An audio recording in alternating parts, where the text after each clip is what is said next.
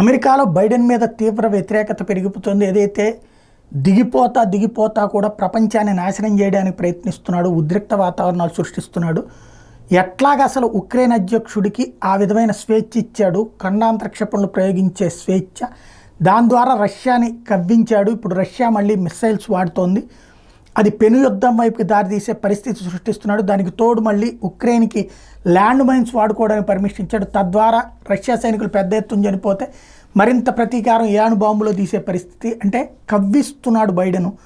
అతన్ని ఆ ప్లేస్ నుంచి దించేయాలి, ఇంపీచ్మెంట్ ప్రొసీడ్ చేయాలి అన్నటువంటిది మొన్న వాళ్ళ లాయర్లు ఏదైతే అక్కడ ఉన్నటువంటి మాజీ వార్ క్రైమ్ అటార్నీ మాట్లాడితే, ఇప్పుడు తాజాగా వచ్చేటప్పటికి రిపబ్లికన్ లీడర్స్ ఈ మాట మాట్లాడుతున్నారు.